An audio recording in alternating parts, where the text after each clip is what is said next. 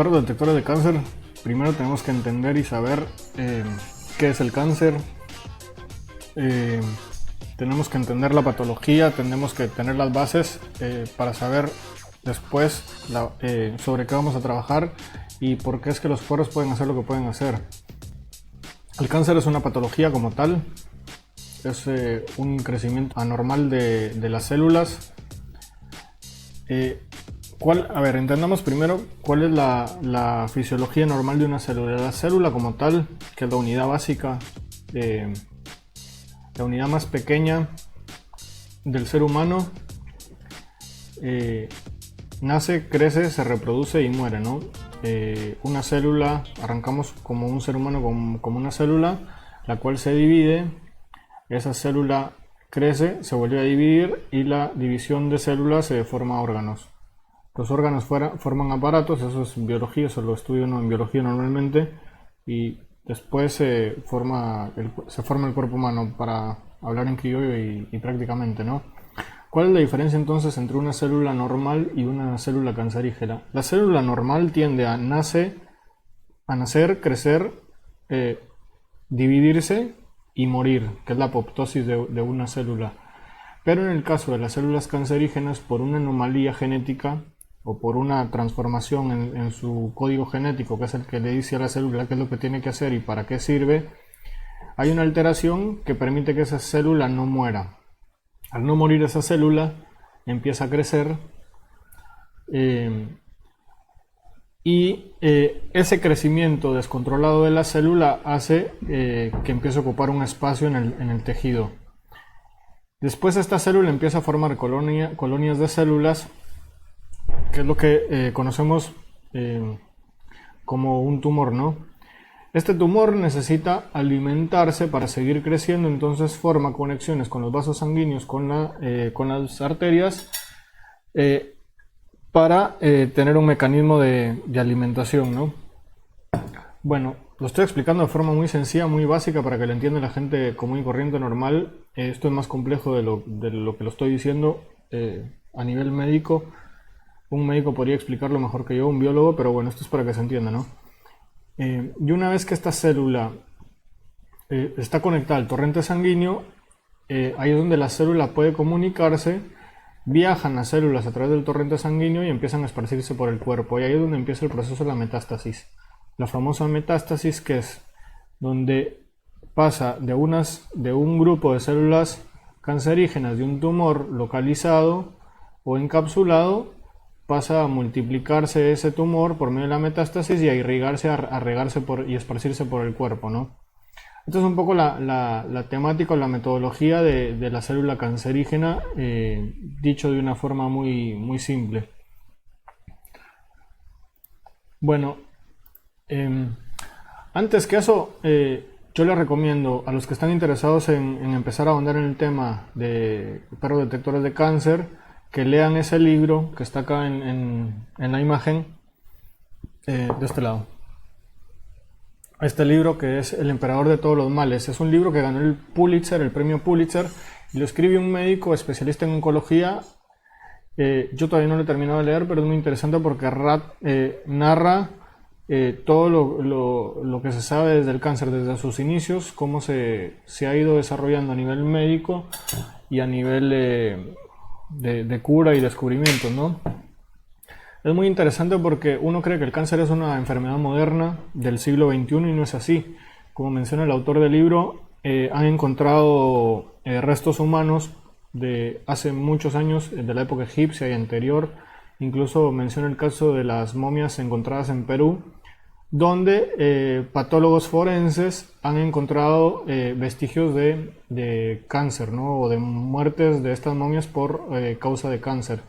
Hay incluso escritos de la época griega, donde médicos griegos ya describían el cáncer. Y bueno, lo desarrolla a lo largo del libro como a través de la historia, emperadores famosos, médicos famosos ya conocían el cáncer y lo empezaban a tratar. Lo interesante, lo que a mí me llama la atención, es que si bien hay casos documentados donde el cáncer siempre aparece a lo largo de la historia, es recién a finales de 1800, principios de 1900, donde los médicos empiezan ya a trabajar directamente con el cáncer. Y bueno, cuentan en el libro la historia de cómo los médicos modernos empiezan a definir el cáncer y empezar a detectarlo, a curarlo, pero no a curarlo con medicamentos, sino es la cura de, bueno, encontré una bolita, agarro el bisturí, abro el cuerpo y la saco. Y empezaron así realmente a principios de 1910, 1915. Un dato interesante es que, por ejemplo, la anestesia se descubre a principios de siglo y la primera aplicación práctica de una cirugía donde se aplica la anestesia es precisamente para remover un tumor de un paciente. Previamente los tumores se removían sin anestesia y estamos hablando de tumores palpables o visibles que se podían remover porque no tenían la tecnología para detectarlos, que hoy por hoy existe, ¿no? Bueno, eso como una introducción. Es muy extenso el tema como para hablar de eso. Quiero avanzar en los demás temas y podemos pasar mucho tiempo hablando de esto, ¿no? Bueno, un poco los antecedentes de dónde termino yo con todo esto. Bueno, soy guatemalteco de nacionalidad, de origen. Viajo a la Argentina hace 5 años y conozco a la que soy mi esposa. Tenemos una hija de 8 meses, Lourdes, y tenemos 2 perros. Comienzo hace 4 años más o menos en el tema de los perros de búsqueda de personas con ASEC Argentina, que está a cargo de Juan Carlos Lombardi, a quien le mando un saludo y le tengo mucho cariño porque muchos de mis inicios los aprendí con él y le debo mucho de la escuela que tengo y un poco mis antecedentes. Yo estudié medicina en una época, no terminé por razones personales, pero estuve en clases de histología, en anatomía. Conozco el ambiente hospitalario, el ambiente de la cirugía y tanto en Guatemala y poco acá en Argentina tuve la oportunidad de ser bombero voluntario, lo cual todo eso me ha acercado mucho al mundo médico y hace que la combinación de la medicina y el tema de los canes de los perros, en los perros detectores, viene a conjugarse, ¿no?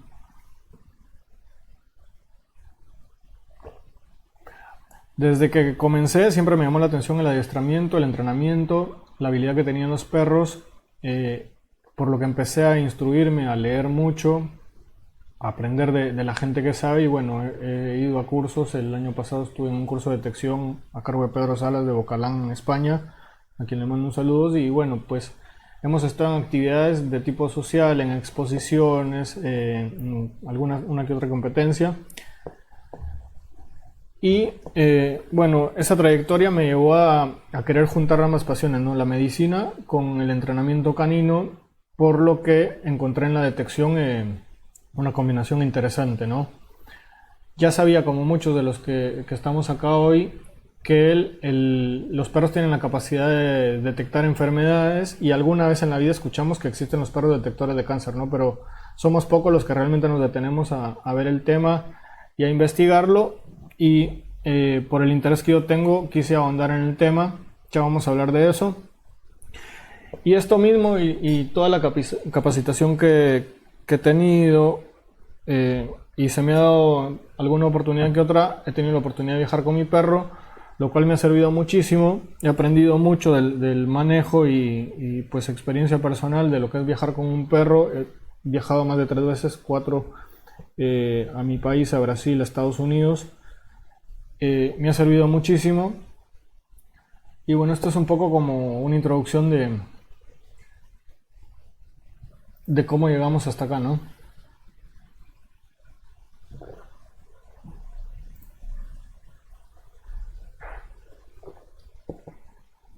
Bueno, en algún momento de la vida escuché que existían los perros detectores de cáncer y como cualquier persona googleé, empecé a investigar en internet qué había.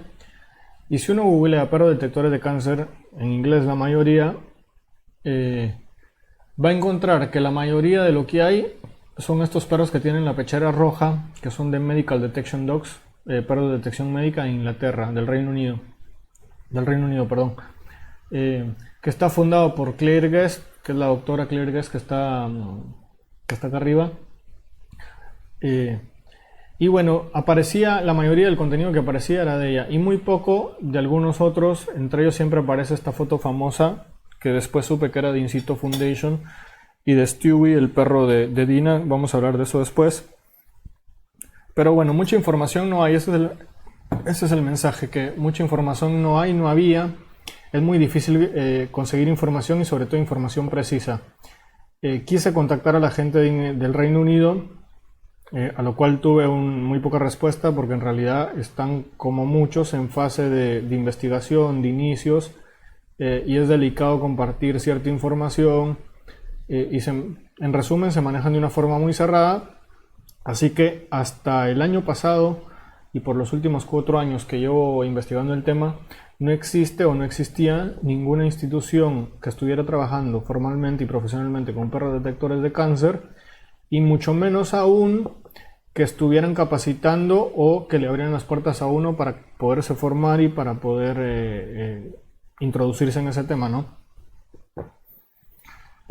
Bueno, Medical Detection Dogs están muy adelantados, hay mucho material, la mayoría del material que hay en internet y que hay en YouTube y los videos son de ellos, pero vamos a hablar después la diferencia entre ellos e Incito Foundation, pero quería que lo supieran, que lo vieran, que lo tuvieran presente, Medical Detection Dogs, ya vamos a ver por qué. Y en ese camino aparece Incito Foundation, y ahí vamos a entrar a hablar de Dina para que entendamos de dónde viene todo esto y qué respalda lo que está haciendo la Fundación Incito, y por qué pues me involucré con ellos y vamos a trabajar con ellos en este camino y consideramos que es lo correcto y lo mejor, ¿no? Dina, más o menos alrededor del 2003, y cuando era muy joven, bueno, ya cuenta su historia, cuando era muy joven empezó con el tema de los perros. Fue a estudiar a UC Davis, que es una universidad en Estados Unidos, y por cosas de la vida termina en Los Ángeles alrededor de 1990. Ella se encuentra en Los Ángeles y empieza a entrenar perros y empieza a hacer una carrera muy provechosa y muy productiva como entrenadora de perros, a tal punto que incluso empieza Animal Planet lanza un programa con ella como coanfitriona de un programa que se llamaba Pet Finder de entrenamiento canino, lo que hoy prácticamente está haciendo César Milán, y la fama que tiene César Milán, bueno, en 1990 Dina ya lo hacía con Animal Planet, y llegó a tener una trayectoria y una carrera muy buena, lo que hizo que, de forma muy resumida, fuera entrenadora de perros de personas muy famosas de Estados Unidos, de Los Ángeles, como Al Pacino, Bruce Willis, Nicolas Cage, Barry Manilow, Sylvester Stallone y Tony Scott, solo por mencionar algunos, porque pasaron mucho más por ellos. Eso le dio ya mucha exposición, mucha experiencia. Y acá viene otro dato interesante incluso. Un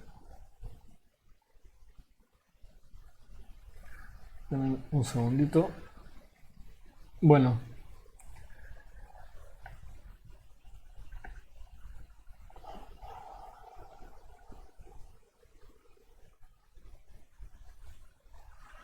Bueno, más o menos alrededor del 2009 y del 2012, ella funda Incito Foundation, crea la fundación, y algunos datos, porque hay varios, pero estos son los datos más relevantes para la charla, es que en el 2012 entrena a 10 perros para un estudio clínico en la detección temprana de cáncer de ovario por muestras de respiración. Este es el primer estudio que ella realiza en conjunto con un equipo interdisciplinario para entrenar, y logran y terminan la investigación con un resultado de 10 perros entrenados para detección temprana de cáncer de ovario, que vamos a hablar que es la detección temprana, y por muestras de respiración. No usaron muestras de sangre, no usaron muestras de orina, usaron muestras de respiración, que vamos a hablar de eso. En el 2013 crea el primer protocolo de entrenamiento en biodetección, que no existía hasta ese entonces y difícilmente existan protocolos reconocidos y avalados a nivel mundial, y en el 2013 ella estaba trabajando en esto. 2014 la Universidad de Duke, con la Universidad de Duke, realiza un estudio clínico para determinar la exactitud de los perros en diferenciar tumores malignos de benignos en muestras de sangre. Este estudio lo que hacía era que quería ver la capacidad que tenían los perros de diferenciar entre tumor benigno y tumor maligno. prácticamente que el perro indicara únicamente o alertara ante tumores malignos. En el 2015 empiezan los planes para crear un centro de biodetección con UC Davis y entrena a 2 perros para detectar cáncer supratorácico con muestras de saliva. Bueno, todos estos estudios se realizaron, se llevaron a cabo, llevan tiempo hasta que se terminan y se publican los resultados. Todos estos tienen estudios publicados. Entre el 2003 y el 2016 pasa algo que prácticamente viene a cambiar la historia de la medicina y a revolucionarla, y es lo que va a pasar cuando los perros detectores de cáncer empiecen a trabajar. Bueno, eso comenzó acá en el 2003-2016, porque hay un médico que se interesa en el tema, que es el doctor Michael McCulloch, contacta a Dina para que juntos publiquen un estudio clínico. Lo realizan en el 2003 y les lleva más o menos 3 años llegar a publicar este estudio. Características de este estudio es, se realizan pruebas doble ciego o double blind, como se conocen en inglés, y los resultados con los que termina este estudio es que llegan al 99% de detección temprana en cáncer de pulmón y 98% en detección temprana de cáncer de mama. Esto publicado ya en el 2006, hay un error ahí. Llevó 3 años el estudio y en el 2006 se publica el primer estudio oficial en una revista médica revisada, que esto es un Peer Review Journal, es la revista médica avalada por la comunidad médica que pasa por 3 años de revisión de varios comités hasta que se apruebe el estudio. ¿Por qué es importante esto? Dina e In Situ Foundation es la única persona en el mundo que tiene publicado en una revista de este tipo estos resultados. Para que se den una idea, Medical Detection Dogs, que está muy adelantado y que están trabajando y que hacen detección de cáncer y hacen perros de biodetección, no han logrado a nivel mundial sacar una sola publicación en una revista médica oficial, en un journal médico, que haya pasado la revisión y que haya pasado todas estas etapas. A lo último les voy a hablar del tema, porque ellos les acaban de aprobar los fondos, la financiación y les dieron el ok para comenzar un estudio de cáncer colon-rectal con perros, y si les va bien seguramente lo puedan publicar en la revista, pero hasta entonces, hasta el día de hoy y hasta esa fecha que fue el primero, Dina es la única en tener una publicación, que es lo que respalda y avala todo el trabajo que está realizando, y han venido otras después de esa. Después de esta han salido muchos estudios, muchos no llegan a la fase de publicación en revista médica, pero hay mucha gente a nivel mundial que está realizando trabajos de detección en cáncer, sacando publicaciones, pero bueno, la idea es llevarlas al nivel de aval científico con una publicación médica, para que se entienda, ¿no? En el 2016, en un congreso americano de urología, se realizó en Estados Unidos, en la Florida, si no estoy mal, en Orlando, un italiano, el doctor Giuliani Taverna, urólogo del Centro de Investigación Humana de Milán en Italia, realiza un estudio de este tipo, que es el que se ve en blanco al lado derecho, que se titula El sistema olfativo del perro con perros altamente entrenados para detección de próstata de cáncer por medio de muestras de orina. Él realiza este estudio y en el 2016 llega a presentar el estudio al Congreso Mundial Americano de Urología Médica. Lo importante de esto es que hay un médico que tiene experiencia, que trabaja en el campo y que va a presentar los resultados ante la comunidad médica. Esto y las publicaciones en los journals médicos es lo que avalan y le dan el respaldo de la comunidad científica médica a la biodetección y a la detección por medio de perros de detección de cáncer, ¿no? Para que se entienda. Bueno, otro dato interesante, en el caso del estudio realizado con la Universidad de Duke, trabajaron con plasma, con muestras de plasma. ¿El plasma qué es? Es la sangre que uno le extrae en un laboratorio. Cuando uno se va a hacer una extracción de sangre, esa sangre la centrifugan por una máquina que lo que hace es remover todos los cuerpos, los glóbulos rojos y todos los compuestos de la sangre, y los separan de el plasma, que vendría a ser el líquido o el agua que que tiene el cuerpo, ¿no? Prácticamente queda la materia concentrada de los componentes de la sangre. Eso sería el plasma. Bueno, utilizaron plasma, hicieron un estudio y trabajaron con plasma, ya que no han podido encontrar un biomarcador en la sangre o el plasma para cáncer de pulmón. Vamos a hablar de lo que son los biomarcadores. Es una hormona o un marcador que se eleva ante la presencia de un tumor. Para que se entienda esto, hoy por hoy, en lo más avanzado que tiene la medicina, hay dos estudios de detección de cáncer, y los más conocidos, que es la mamografía para detectar cáncer de mama y el estudio por el antígeno de PSA o marcador de PSA para cáncer de próstata. ¿Por qué es importante esto? Si vemos en el gráfico que está partido en tres, ¿qué es lo que hace esto? Se sabe que una célula en su metabolismo desecha componentes. Esos componentes la célula los desecha al torrente sanguíneo y después son expulsados por la orina, el sudor y los mecanismos de expulsión que tiene el cuerpo. Bueno, se descubrió hace unos años que cuando hay un tumor, cuando hay cáncer, células cancerígenas, la célula cancerígena produce desechos particulares que lo saca al torrente sanguíneo. Bueno, lo que hace el marcador es decir, bueno, ¿qué compuesto de estos que saca es particular o refleja la condición de una célula cancerígena?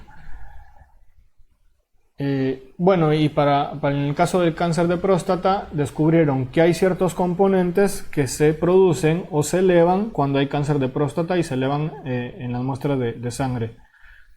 Esto es lo que se conoce como un marcador. Entonces, no han encontrado hasta la fecha un biomarcador o un indicador que se eleve cuando hay cáncer de pulmón, por ejemplo. Por eso no existe otro mecanismo más que la mamografía hoy por hoy o la palpación del paciente. Bueno, otro tema que surge acá es el tema de la nariz mecánica. Porque con todo esto, ¿a dónde se quiere llegar con todo esto? Sabemos que los perros pueden detectar algo y queremos saber qué es. ¿Por qué? Porque si sabemos qué es, podemos producir con la tecnología que tenemos un detector, algo que detecte ese componente y nos indique. Y ahí surge la idea de la nariz mecánica o la nariz electrónica.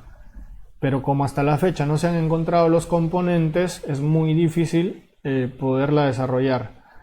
Si bien hay una nariz electrónica que está empezando a dar vueltas, que se ha descubierto, que la han podido desarrollar, cuando hablamos de valores de sensibilidad y de especificidad, están muy por debajo de los valores incluso de detección de especificidad y sensibilidad que logran los perros.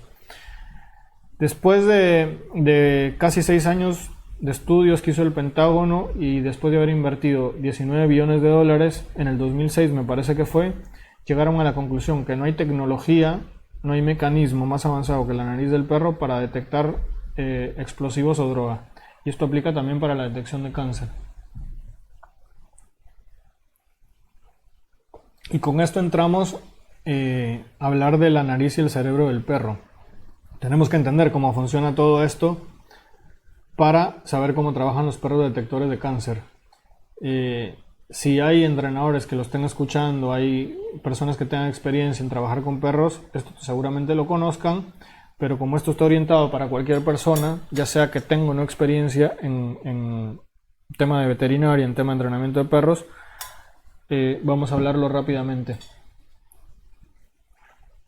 Ya la ciencia hizo los estudios y demostró que el perro tiene un órgano en particular que el ser humano no lo posee, que es el órgano olfatorio, el bulbo olfatorio y el órgano vomeronasal. El órgano vomeronasal nosotros no lo tenemos desarrollado.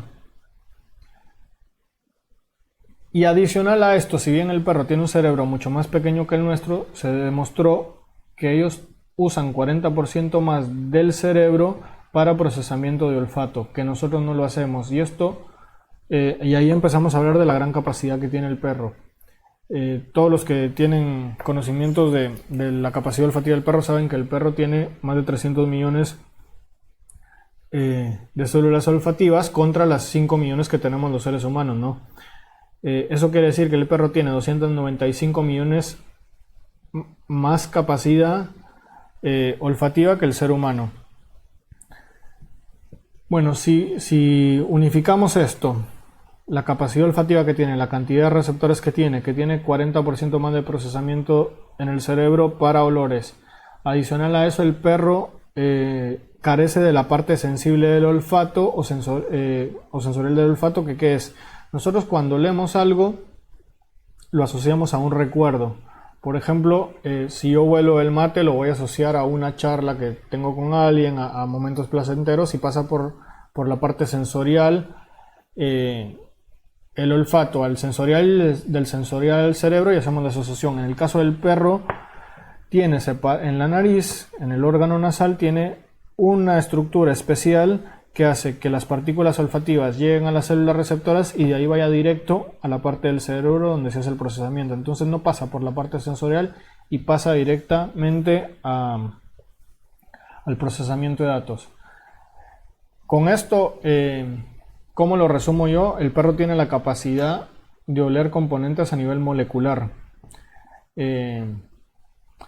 Y esto explica también por qué el perro tiene la capacidad de oler por capas, o lo que se conoce como layer scent, que es lo que usan los perros entrenados para trabajar en rastro por olor de referencia, o los perros detectores de explosivo en movimiento.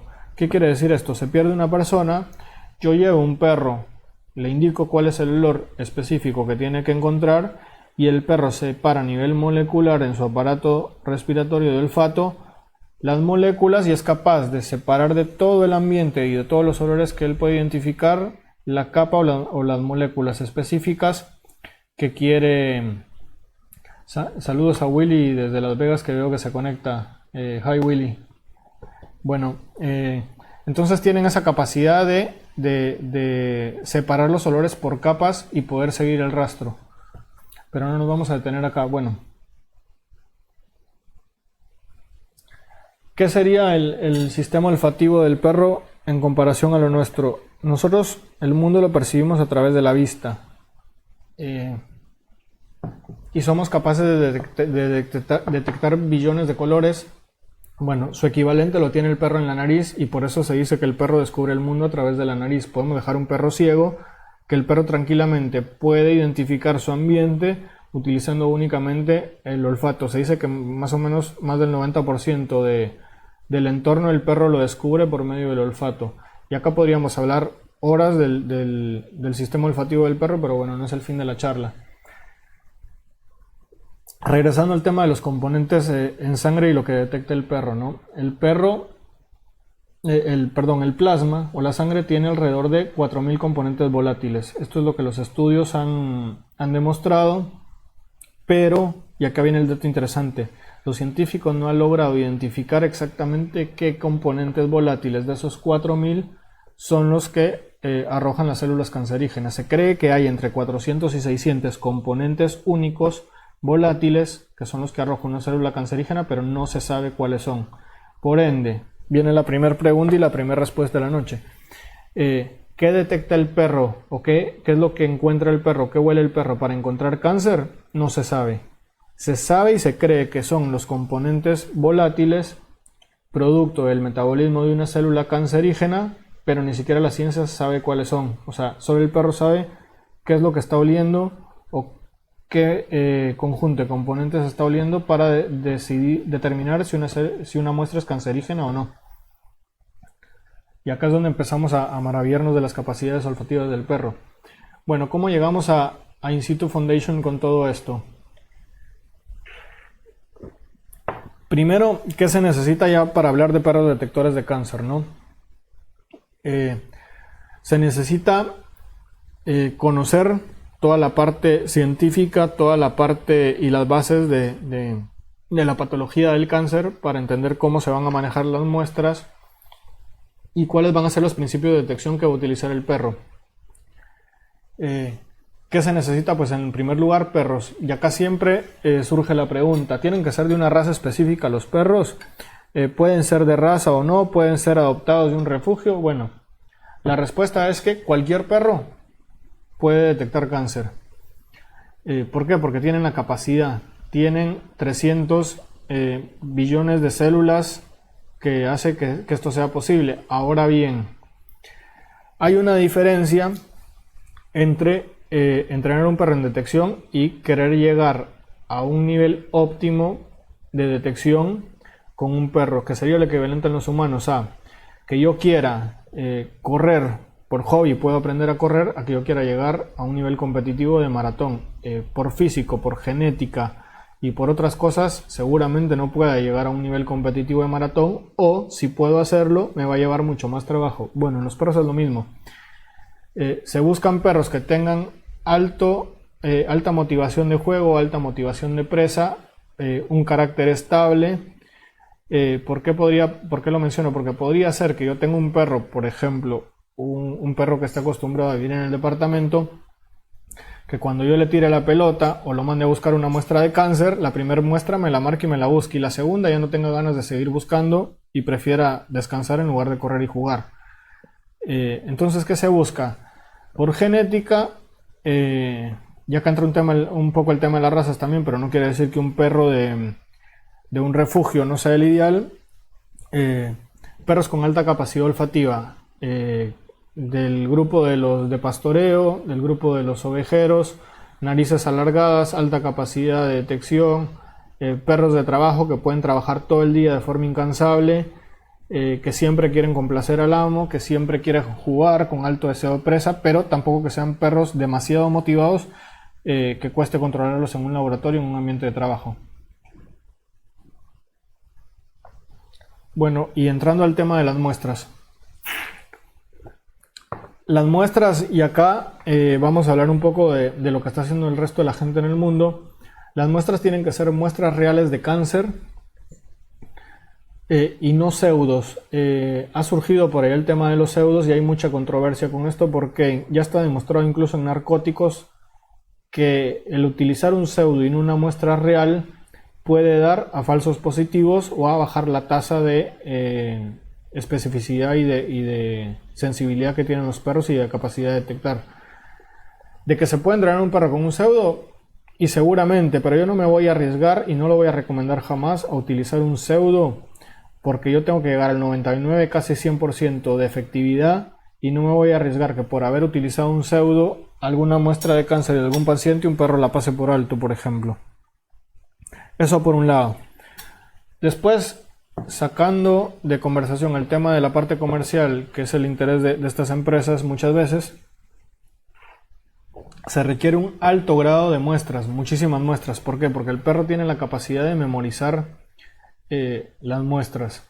Un ejemplo de esto, ¿qué sería? Hay gente que está entrenando perros en detección de cáncer y en otras ramas, utilizando una muestra, 5 muestras, 15 muestras, 75 muestras. Bueno, DINA, entre las pruebas que hizo durante los últimos 15 años, llegaron a la conclusión que incluso con 75 muestras de cáncer el perro tiene la capacidad de memorizarlas. ¿Eso qué quiere decir? Que después de utilizar una muestra el perro la almacena, lo que hablábamos de la capacidad de almacenar y de identificar a nivel molecular, y almacena la muestra de qué paciente es, en lugar de separar y generalizar la muestra de cáncer. Por ende, tienen que ser muestras únicas, no repetidas, y tienen que ser muchas. Y en el caso de los pseudos esto no sería posible. Esto implicaría comprar muchos pseudos y descartarlos cada vez que se usan, y sería casi imposible. Otro tema relacionado con esto: se necesitan muchas muestras. ¿Por qué? Porque una vez que se usa una muestra de cáncer, incluso en las fases de entrenamiento, se podrá utilizar 1, 2, tal vez 3 veces en las fases iniciales, pero esa muestra hay que descartarla, porque si no el perro la va a memorizar y hay que cambiar la muestra constantemente. Hablamos de muestras de pacientes con cáncer para entrenar al perro a identificar el cáncer, y hablamos de muestras de control, que serían muestras de no cancerígenas, y se va a trabajar a nivel progresivo intercambiando muestras de cáncer con muestras de no cáncer, que son los controles, para que el perro en las fases intermedias empiece ya a discriminar y a separar muestra de cáncer con muestra de no cáncer. Y acá viene un tema también. Eso quiere decir que vamos a manejar material biológico, y acá muchos podrían pensar que esto puede ser un problema porque no estaríamos habilitados para manejar muestras biológicas, material biológico, que habría que pedir permisos especiales, etcétera. Bueno, Para que se den una idea, se ha trabajado incluso con muestras de aliento, que es una mascarilla que se la coloca la persona, sopla a través de ella, y eso hace que las partículas volátiles queden almacenadas en la tela y el perro las pueda detectar a través de estas muestras.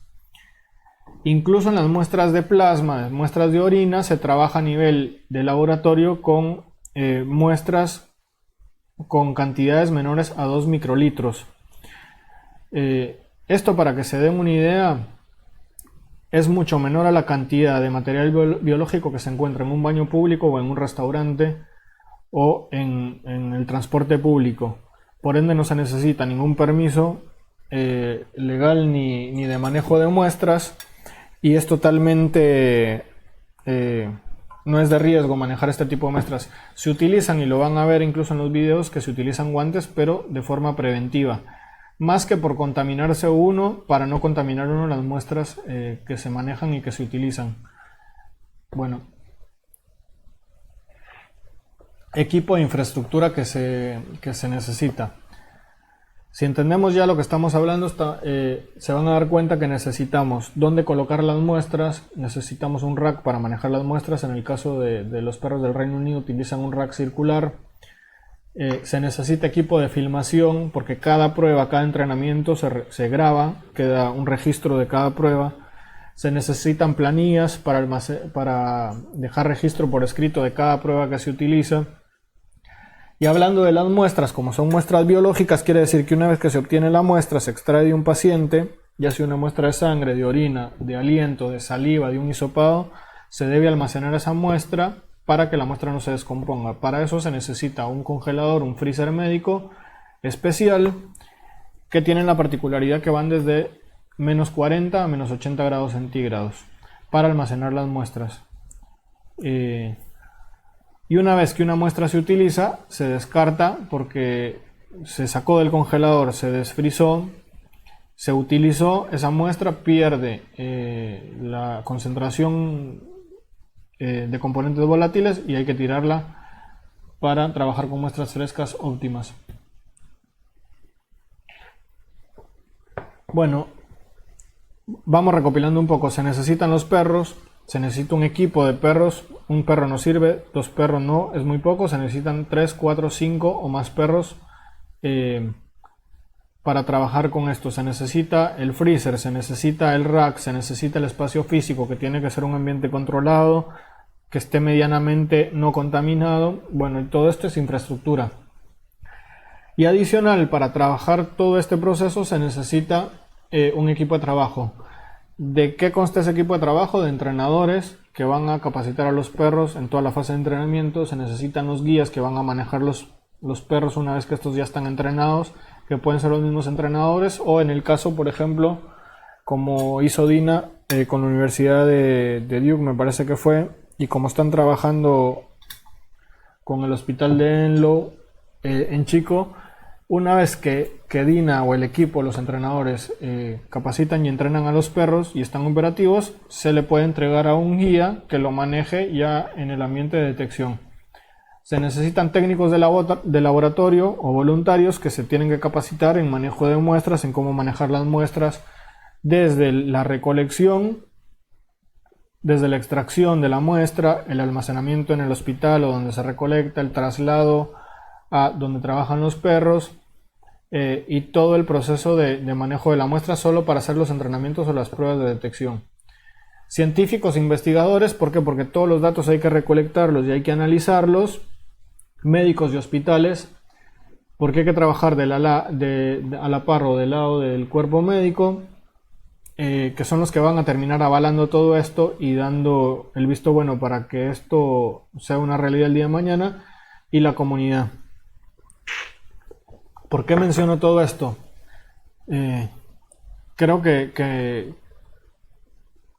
con esto les estoy diciendo que es mucho más complejo de lo que parece, e incluso es la misma perspectiva que yo tuve hace unos años, es la que pueden tener ustedes, o hace unos meses, y es que creemos que es muy fácil, muy sencillo, y muchos estamos pensando, cuando queremos arrancar a entrenar perros detectores de cáncer, a conseguir una muestra, 5 muestras de cáncer de algún familiar, de algún conocido, y empezar a entrenar perros con eso. Bueno, si queremos llegar a los valores de 99, 98, 96% de especificidad, de efectividad de un perro detector de cáncer, la única forma es con toda esta estructura de la que les estoy hablando.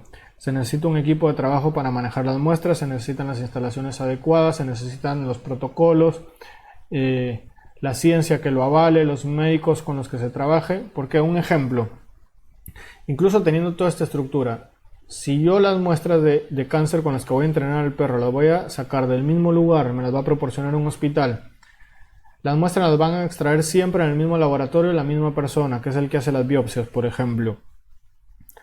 Resulta que las 300, 500 muestras de cáncer que yo utilicé para entrenar a mi perro o a los perros, las recolectó siempre Juan. Y después las otras muestras, las sanas, que me las dan por otro lado, el mismo hospital o cualquier otro voluntario, las recolecta otra persona. Bueno, el perro va a tener la capacidad de identificar qué muestras recolectó Juan y qué muestras no. Y en realidad lo que va a terminar haciendo ese perro es memorizando las muestras, identificándolas por el mecanismo de recolección. Esto a nivel científico se llama un sesgo de la investigación, un systematic bias en inglés, y es por lo que muchas investigaciones se caen y no pasan la primera revisión. ¿Por qué menciono todo esto? Porque podemos llegar a montar toda la estructura, a tener todo el conocimiento, a entrenar perros, a invertir el tiempo de entrenamiento, a presentar estudios como lo están haciendo muchos en el mundo, y cuando queremos llevarlos a nivel de investigación y publicación médica oficial, no pasan la revisión porque hay un sesgo en la investigación que hace que no tenga validez de investigación y por ende los resultados no son válidos. Bueno, ¿de qué estamos hablando entonces? De tener una estructura y tener financiación. Todo esto, para todo esto se necesitan recursos, tanto operativos como administrativos, y se necesita dedicarse a esto prácticamente a tiempo completo. Desde entrenar a los perros, cualquiera que entrene a perros sabe que llevar a un perro a un nivel óptimo, y estamos hablando de detección para diagnosticarle o no a una persona, para detectarle más que diagnosticarle, detectarle cáncer a una persona, nos podemos dar el lujo o arriesgarnos a no tener un perro bien entrenado como debe ser, para después el día de mañana tener un falso positivo con alguna persona que le digamos no, el perro detectó que usted tenía cáncer y resultó que no. Pero bueno, ya vamos a charlar de eso. La ciencia detrás de esto es importante porque si no hacemos el entrenamiento, el desarrollo del entrenamiento y todo el trabajo que hagamos para entrenar perros detectores de cáncer y para montar toda esta estructura basados en ciencia, no va a tener credibilidad después, y es lo que está pasando en el mundo. Las personas que hoy en día están entrenando perros de biodetección, perros de detección de cáncer, al no informarse, al no trabajar a la par de la comunidad científica, están perdiendo credibilidad. Y un ejemplo que lo van a entender si pusieron atención a la charla es, yo puedo entrenar a un perro de forma no protocolar, de forma amateur por así decirlo, y resultó que en el laboratorio o en el entrenamiento que yo monté, el perro siempre me detectó la muestra de cáncer y me la detectó bien. Pero cuando voy a presentar el proyecto a la comunidad médica, a un hospital, y el hospital me saca una muestra que yo nunca utilicé, una muestra nueva para probar al perro, que esto sería lo que se conoce como double blind o doblemente ciega, la prueba. ¿Qué es? Se ponen las muestras, una muestra de cáncer, las muestras de control, que son las que no tienen cáncer, y el médico me va a decir, bueno, manda a tu perro y que me diga si hay una muestra de cáncer o no, que podría no haberla incluso. Y el perro, como no conoce la muestra, no la va a marcar. ¿Y por qué es doblemente ciega? Porque es una muestra que ni yo conozco, que el perro no conoce, que nadie en la sala conoce y que solo una persona externa conoce si es de cáncer o no. Y ahí es donde empiezan a aparecer los falsos positivos. Bueno, estandarización es otro tema que hay que hacer, porque una vez que hablamos de ciencia, hablamos de protocolos, hablamos de estandarización. Si yo quiero que esto funcione y que tenga credibilidad a nivel mundial, necesitamos estandarizar los protocolos y los entrenamientos y los manejos. Si cada uno hace las cosas como quiere y a su manera, no vamos a llegar a demostrarlo de forma científica, y para eso hay que estandarizar, y es en lo que se ha enfocado in situ y en lo que ha trabajado in situ. Por eso sacaron la certificación, crearon los protocolos, para trabajar todos bajo los mismos lineamientos, porque de esta forma cualquier publicación que se haga basada en los mismos protocolos va a tener la misma validez y el mismo respaldo. Hoy por hoy In-Situ hizo 3 capacitaciones, una en noviembre, otra en diciembre y a la que yo fui, que fue en febrero, de donde se graduaron 28-30 entrenadores de biodetección. Y tenemos los protocolos de entrenamiento, que son los que ha creado DINA In-Situ Foundation para entrenar y trabajar las muestras para llegar a los valores de los que estamos hablando en biodetección. Bueno, con todo esto y hablando ya prácticamente cuáles serían los pasos a seguir o cómo se avanza con este tema. Una vez que se tienen los protocolos, se tiene el conocimiento, se tiene la infraestructura, se tienen los perros, se tiene la financiación, hay 2 formas: empezar a trabajar directamente con alguien que esté interesado en el tema, o el paso previo, que es el ideal, que incluso incluye la fase de entrenamiento, es realizar un estudio o una investigación. Esto se puede hacer de la mano de una universidad o de un hospital. ¿Qué se hace? Se presenta el proyecto en cuanto a metodología y en cuanto a los costos que implican, y si se aprueba, que normalmente esto lo financia una universidad, lo financia un hospital, a un patrocinador o algún sistema de recaudación de fondos, como se hace con cualquier investigación que se quiera realizar a nivel nacional o en cualquier país, se empieza la investigación, que puede ser, por ejemplo, como lo hizo DINA en su momento, como lo están haciendo en el Reino Unido ahora, es: yo voy a presentar un estudio con 10 perros, por ejemplo, que los voy a entrenar para detección de cáncer de mama o cáncer colorectal. Se están utilizando estos porque son los que mayor incidencia de muerte tienen a nivel mundial, y de los que a veces poca cura o técnicas de cura hay. Y una vez que se aprueba, se usa el mismo estudio para entrenar a los perros, y al final del entrenamiento, de haber utilizado todas las muestras de cáncer de las que hablamos, se presentan los resultados del estudio y es donde se ha llegado a los valores del 96-99%. Y eso es lo que avala el entrenamiento y lo que termina avalando la capacidad de detección del perro, decir: bueno, este perro ya lo entrené, acá está el estudio y puedo trabajar con este perro. Una vez que se hace esto, se busca la identidad, que en este caso, por ejemplo, el hospital Enloe de Chico es el primer hospital a nivel mundial que va a empezar a trabajar de cara al público con un perro detector de cáncer, que están en fase de entrenamiento. Están realizando el estudio ahora, están entrenando al perro, pero a ese perro Enloe lo van a llevar ya para trabajar con muestras reales de pacientes. Bueno, cuando se presentó este proyecto ante el hospital, tuvo que haber pasado por la Junta de Ética de Investigación del hospital, que cualquier universidad que hace investigación, cualquier hospital que trabaja y avala investigación, tienen una junta de ética, se presenta el proyecto y llegaron a la conclusión que no hay problemas de ética en cuanto a realizar estos estudios. Las muestras que se obtienen para entrenar a los perros manejan confidencialidad del paciente, porque nunca se obtienen datos del paciente, se obtiene un número. El hospital resguarda la identidad del paciente y yo, como entrenador o como coordinador del proyecto de perros detectores de cáncer, únicamente tengo la confirmación del hospital de qué muestras son de cáncer y cuáles no, y con eso entreno a los perros y trabajo con eso. Bueno, y hablando de ciencia, acá hay un tema que salió en algún momento y alguno tal vez lo ha visto. Hay un chico de 16 años que se hizo famoso porque dice la noticia que había encontrado un método económico para detectar el cáncer. Bueno, hay que tener cuidado con esto porque hay mucha noticia de detección de cáncer, métodos de detección de cáncer que no están respaldados ni avalados por la ciencia. Y este es un ejemplo claro porque, si bien se hizo muy famoso el chico, se cubrió la historia y se replicó y se viralizó, y hasta la fecha se sigue viralizando. Pueden ver las fechas, incluso hay publicaciones del 2013 donde esto ya era noticia, y todavía Infobae en el 2016 la sigue replicando. Pero toda esta gente lo que no sabe es que hay una nota donde se dieron cuenta de que, como no estaba respaldado con investigación científica, en realidad no se puede probar y no se puede sustentar. Simplemente fue un hallazgo novedoso, pero no algo que realmente sirva para detectar cáncer. Y así como esto hay varias noticias, ¿no? Esta es la nota que explica por qué no es válido, por qué ni siquiera entró en la fase de aprobación de investigación, y el resultado fue porque tenía un sesgo de investigación, no estaba respaldado, utilizó muestras de un mismo grupo, por ejemplo, y eso hizo que después no se pudieran justificar los datos de investigación.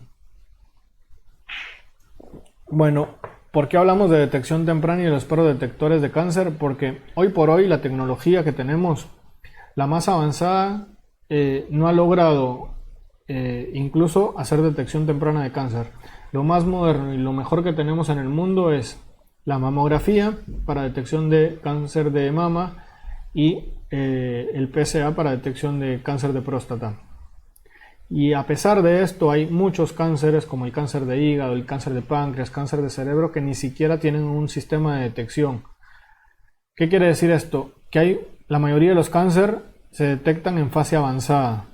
Se detectan cuando el paciente tiene síntomas, cuando la mamografía, por ejemplo, y el cáncer de mama no hay un examen de detección temprana, no hay marcadores de detección. Y entonces, ¿cuándo se detecta esto? Cuando el paciente se palpa y siente una masa, siente una bolita. O cuando a raíz de una patología empiezan a buscarse resultados y por casualidad se descubre esto. Y normalmente es en fase avanzada. La mamografía, por ejemplo, es una prueba por medio de imágenes que si la bolita no está formada, la mamografía no la detecta, dicho en criollo, ¿no? En lenguaje sencillo.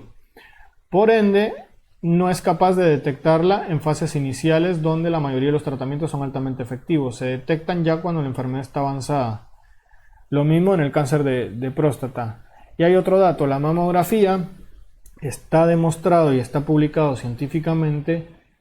En el caso de la mamografía que hay un 50% de casos que van a ser falsos positivos, por ejemplo, o que le dijeron a alguien que tenía cáncer de mama porque la mamografía vio una bolita y hicieron la biopsia, hicieron la cirugía y resultó que no era cáncer de mama o que era alguna otra masa que se encontraba. Incluso hay estudios y la FDA, que es el ente gubernamental en Estados Unidos que regula el sistema de médico y de drogas en Estados Unidos, ya no recomiendan la mamografía para detección de cáncer de mama. Hay casos, y está documentado, que incluso la radiación que produce la mamografía puede producir más daño que el beneficio que hace detectando el cáncer.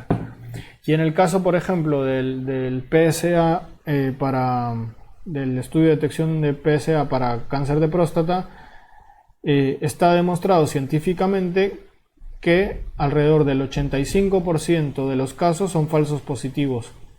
Eso quiere decir que solo el 28% de los casos que se hacen por detección por este sistema se pueden llegar a detectar, y hay 85 falsos positivos, pacientes que les dijeron que tenían cáncer porque salía en este estudio que tenían cáncer, los trataron con quimioterapia o con algún otro medicamento y resultó que al final no tenían cáncer. Bueno, pero ¿por qué se utilizan? Porque es lo mejor que hay, ¿no? No hay otra cosa, es lo único que tiene la ciencia hoy y no hay nada mejor. Y ni hablar de los otros cánceres, como el de páncreas, que no hay sistemas de detección temprana. Ahora bien, la mamografía y el PSA, como tienen estos altos valores de fallo, no se utilizan antes de los 50 años. ¿Por qué? Porque está demostrado que el cáncer, si aparece o se detecta después de los 50 años. Entonces es uno de los estudios estos tienen mayor chance de detectarlo. Por ende, se recomiendan a partir de esa edad y por el daño que pueden producir. Entonces, antes de los 50 años no hay ningún estudio capaz de detectar cáncer en fases avanzadas, y tampoco en ninguna edad, o no hay ningún método capaz de detectar cáncer de forma temprana. Y en el caso de los perros detectores de cáncer entrenados bajo protocolos, está demostrado y publicado, que es todo lo que hemos estado hablando, que el perro tiene la capacidad de detectar con especificidad y sensibilidad mayor al 95% incluso en fases iniciales o in situ. In situ es un cáncer que está localizado en su sitio, que sería la fase inicial, fase 1. Fase 2, fase 3 y fase 4 son las fases de desarrollo de la enfermedad. La mayoría de los sistemas actuales hoy detectan el cáncer en fase 3 o 4, avanzada o terminal, y ninguno es capaz de detectar in situ en fase temprana. Los perros de detección de cáncer lo hacen, está demostrado, y está demostrado que en esas fases incluso el tratamiento tiene un 95% de probabilidad de cura. Cerrando con esto, ¿hacia dónde vamos y quiénes más están haciendo todo esto en el mundo? En Canadá hay un grupo, hay una organización que está trabajando con detección.